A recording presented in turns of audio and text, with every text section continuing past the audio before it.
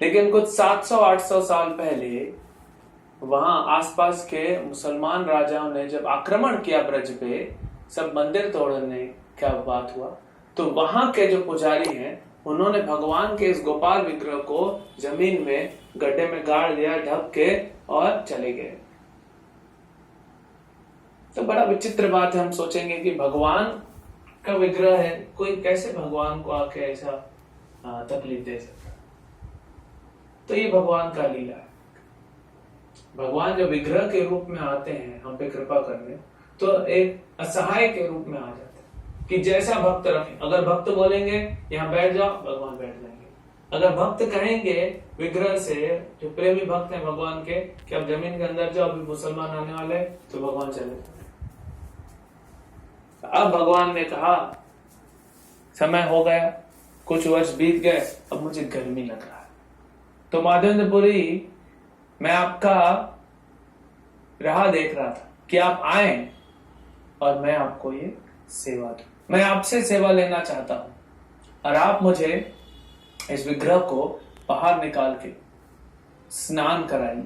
बहुत गर्मी लग रही है कि बहुत सालों से अंदर, तो आप स्नान कराइए, उसे नहलाइए अच्छे से और मंदिर बनाइए और स्नान करा के अच्छा सा भोजन दीजिए। इतना देखते ही स्वप्न में माधवेंद्रपुरी जो है नींद की अवस्था से बाहर आ गए, जाग गए और बड़े आश्चर्यचकित हो गए। किस बात से? कि भगवान स्वयं मेरे लिए दूध लेके आए ग्वाले के रूप में। नहीं तो माधवेंद्रपुरी जैसे प्रेमी भक्त किसी साधारण व्यक्ति से या बालक से आसक्त नहीं हो सकते। इतना प्रेम उनके हृदय में जब ये बालक दूध लेके आया तो कोई साधारण नहीं हो सकता। तो माधवेंद्रपुरी को थोड़ा दुख लगा कि मैंने भगवान से सेवा ली। जो भगवान के भक्त होते हैं वो भगवान की सेवा करना चाहते हैं, निरंतर नित्य निरंतर भगवान की सेवा में तल्लीन रहते हैं भगवान के भक्त। यहाँ पे भगवान ने सेवा की तो माधवेंद्रपुरी को दुख लग रहा था कि भगवान ने मेरी सेवा की।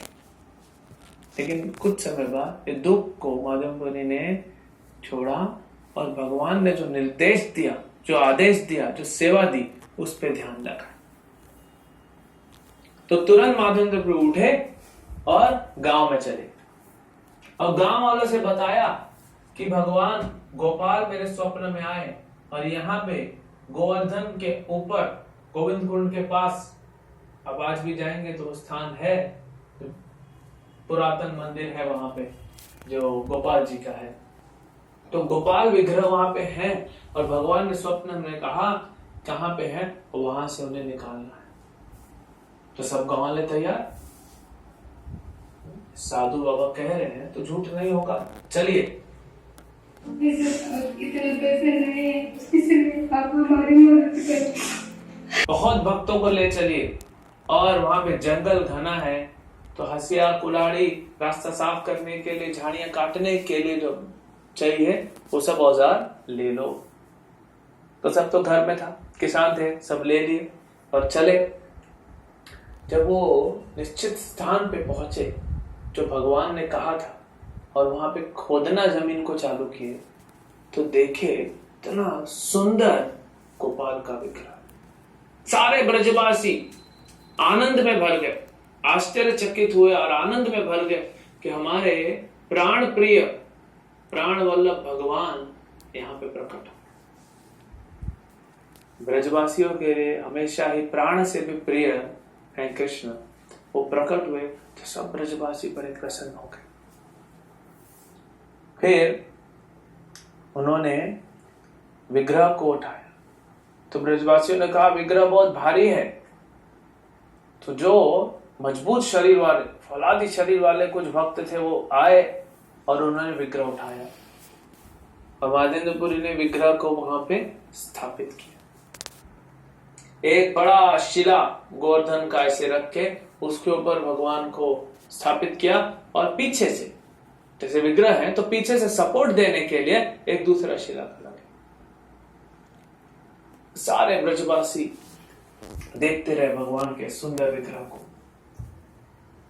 उसके पश्चात और ब्रजवासी आने लगे। माधवेंद्रपुरी ने ब्राह्मणों को बुलाया और वहां पे 9 मटके लाए गए, नए मटके मिट्टी के घड़े मंगाए गए। और गोविंद कुंड, जो कि नीचे गोविंद कुंड है, ऊपर गोपाल जी का विग्रह, तो वहां से पंक्ति बना के मटकों में पानी लाया गया।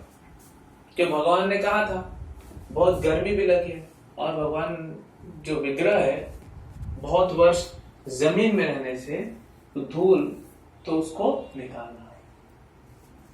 तो 900 घड़े पानी डाला गया, भगवान का अभिषेक हुआ। 900 घड़े पानी गोविंद कुंड से अभिषेक हुआ। भगवान, बहुत गर्मी लग रही थी तो शीतल जल से भगवान का अभिषेक हुआ। और अभिषेक भगवान का होता है तो इत्र, चंदन, ये पदार्थ लगाए जाते हैं और सुंदर भगवान के विग्रह को खुशबू वाले तेलों से मसाज किया गया पूरा साफ, जिससे विग्रह और चमकने लगा। और फिर अभिषेक हुआ,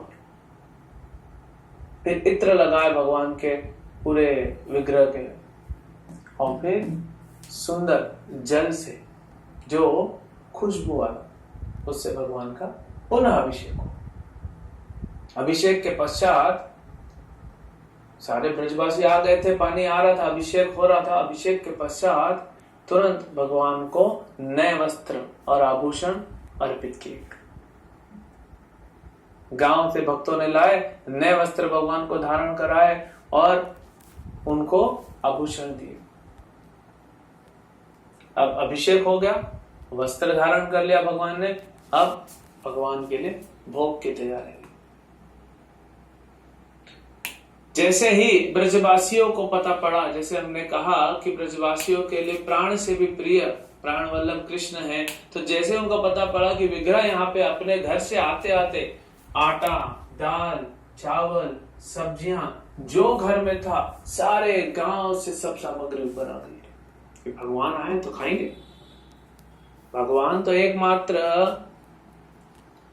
जो स्वामी है, तो सारी वस्तुएं भगवान के भोग के लिए, तो सब भगवान के लिए लेके आ गए। माधवेंद्रपुरी जो पूरी व्यवस्था का निरीक्षण कर रहे थे, उनकी अध्यक्षता में सब चल रहा था। उन्होंने 10 ब्राह्मणों को बुलाया और उनसे कहा कि आप जो है चावल बनाइए, और दूसरे 5 ब्राह्मणों को सब्जी बनाने के, और 7 ब्राह्मणों को कहा कि आप चपाती बनाइए।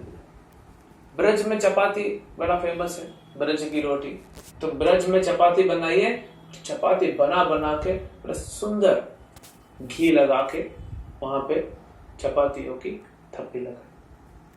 देखते ही देखते जब भगवान के लिए भोग सामग्री बनना तैयार हुआ, देखते ही देखते जितना गोवर्धन का ऊपर जो भी एरिया था वो सब भोग से लग गया।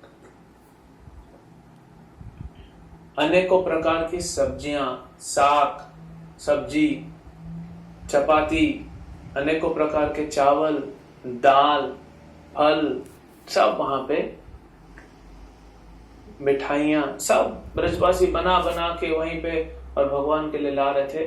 और पूरा मंदिर में जैसे अभिषेक होता है और विग्रह के भगवान के लिए जो भोग इतना सुंदर व्यवस्थित हुआ, और यहाँ पे भगवान का भोग।